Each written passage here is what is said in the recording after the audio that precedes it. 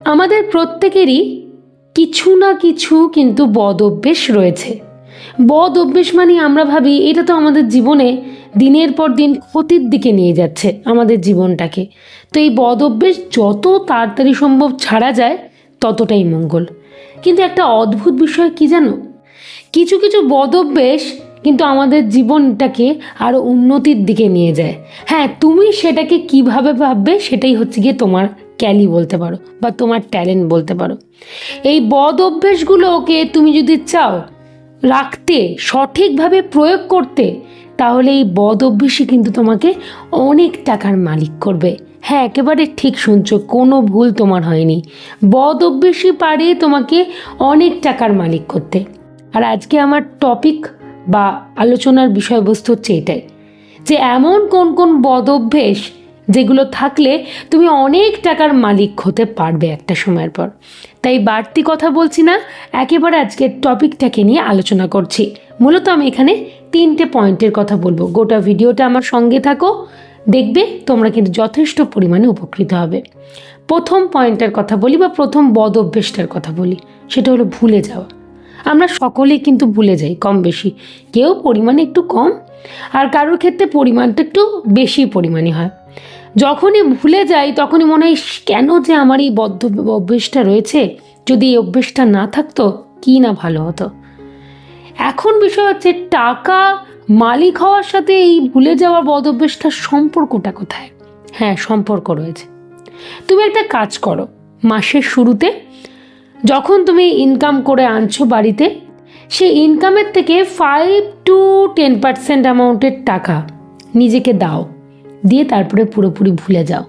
এইটাই হচ্ছে টাকার সাথে তোমার এই বদ্ধ অভ্যেসটার সংযুক্তিকরণ।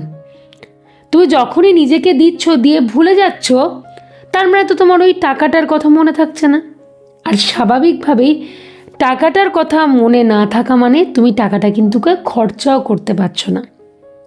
দেখো, এই বদ অভ্যেস কীভাবে আমাদেরকে সাহায্য করছে ভবিষ্যতের জন্য টাকা জমানোর জন্য বা বাড়ানোর জন্য। এবারে দ্বিতীয় বদ অভ্যেসটার কথা বলি, সেটা হলো ধার নেওয়া।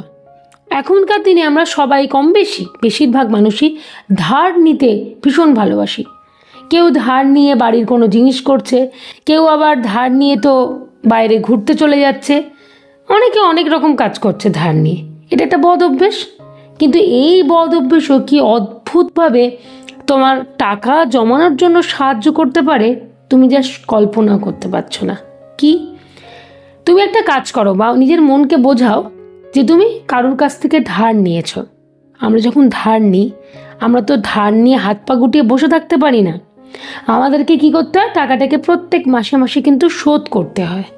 ঠিক সেই একই কাজটা করো। তুমি মনে করো তুমি নিজের কাছে ধার নিয়েছো এবং তোমাকে প্রত্যেকটা মাসে সেই টাকাটাকে শোধ করতে হবে। তার জন্য তোমাকে কী করতে হবে? প্রত্যেক মাসে তুমি নিজেকেই ধারের টাকা শোধ দাও, প্রত্যেকটা মাসে। তাহলে দেখো, ধার নেওয়া বদ অভ্যেস, কিন্তু কিভাবে টাকা জমানোর সাথে জিনিসটা ওতপ্রোতভাবে জড়িয়ে যাচ্ছে। আমরা জড়িয়ে নেওয়ার চেষ্টা করছি। তোমার পক্ষে যে অ্যামাউন্টটা পসিবল, সেই অ্যামাউন্টটাকে প্রত্যেক মাসে নিজেকে ধার শোধ করার জন্য দাও। এর ফলে কি হচ্ছে?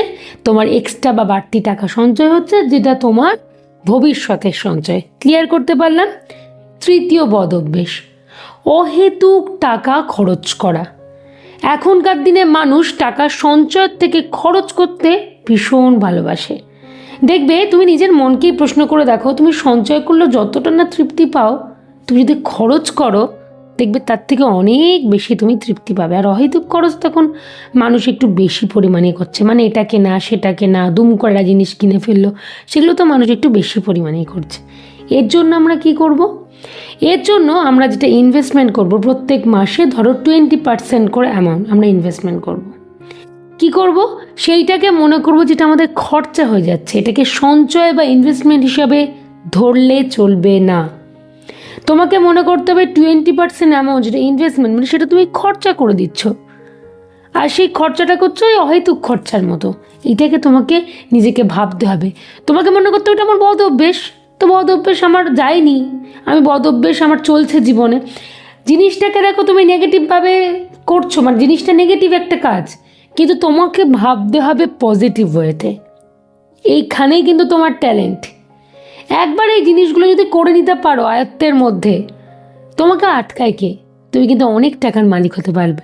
তাহলে বুঝতে পারলে তো, এই বদ অভ্যেস থাকা মানেই আমাদের মনে হয় কেন এই অভ্যেসগুলো রয়েছে, কিন্তু এরও আবার ভালো দিক যে লুকিয়ে রয়েছে এটা কোনোদিন আমরা ভাবার চেষ্টাই করি না। আর আমি আজকে তোমাদেরকে এর ভালো দিকগুলো নিয়ে আলোচনা করলাম। অ্যাপ্লাই করো অ্যাজ সুন অ্যাজ পসিবল, দেখবে ভবিষ্যতে তুমি অনেক টাকা সঞ্চয় করতে পারবে।